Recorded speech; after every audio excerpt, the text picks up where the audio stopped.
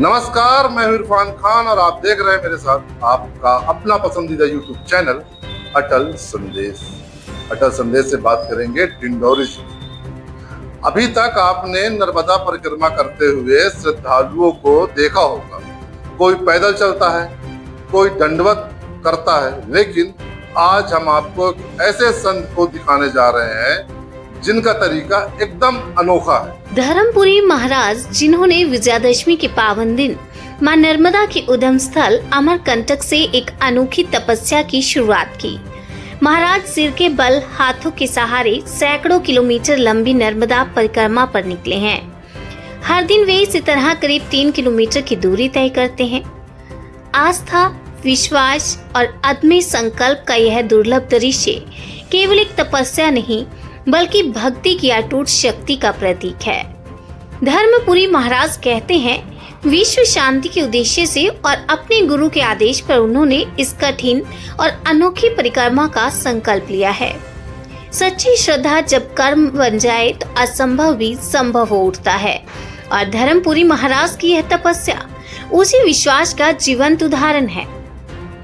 गौरतलब है कि पूरे विश्व में नर्मदा ही एकमात्र ऐसी नदी है जिसकी परिक्रमा की जाती है और यह परिक्रमा भारत की एक प्राचीन धार्मिक और आध्यात्मिक परंपरा भी है। मां नर्मदा की परिक्रमा अमरकंटक से उसके संगम स्थल खनबात की खाड़ी तक पैदल करने में लगभग 3 साल 3 महीने और 13 दिन का समय लगता है। धर्मपुरी महाराज इस अनोखी परिक्रमा को कितने दिनों में संपन्न करते हैं, ये देखने वाली बात होगी।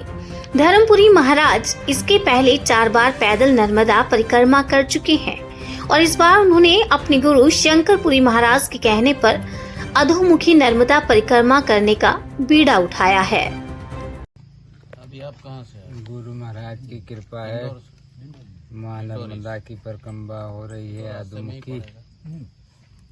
ऐसा है, उनके सब गुरु महाराज की सबके कृपा से ही परिक्रमा चल रही है। समझो कि पूरे विश्व के सबके ही हित में चल रही है। बोला इसके पहले भी आपने नर्मदा परिक्रमा की है, पैदल की है, कितने बार की है? पहली पैदल भी किया है ना परिक्रमा। कितना बार किए? 4 बार का करा है, 5वीं परिक्रमा है। अच्छा, 5वीं बार आप ये अधोमुखी परिक्रमा पे निकले? हाँ, 4 बार किनारे से ही हुआ है, रोड से नहीं। इस बार जो हाथ से चल रहा वो इस मार्ग से हो रही है। तो कितने दिन पहले शुरुआत की थी, कितना किलोमीटर अभी तक आपने चल लिया?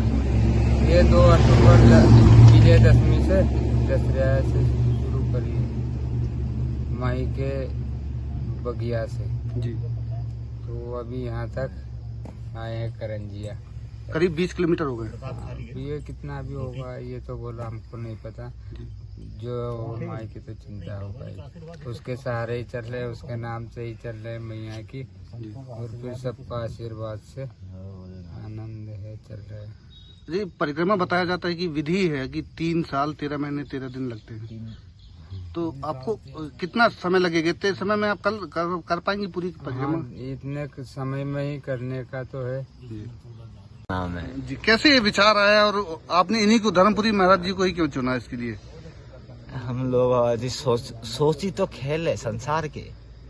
संसार जो विचार के खेल है, ये विचार ही तो अलग होना चाहिए। इंसान ने कुछ अलग करना है, संसार इस दुनिया में रहना है, कुछ अलग ही करना पड़ेगा। तुम किसी को अगर हम सभी ने अगर किसी के बारे, अभी तुम किसी का पिता हो, तुम्हारे बारे में अगर तुम जो है उसी की तरह थोड़ी तुम्हारे बच्चे को बना सकते हो, नहीं। हाँ, सोच के बनाते भी पिता लोग, नहीं बनाते, सोच के बनाते। तो इसी तरह सोच में ही कुछ अलग सोचा, विचार में भरा, तो उत्पत्ति हो गया भाई संसार की।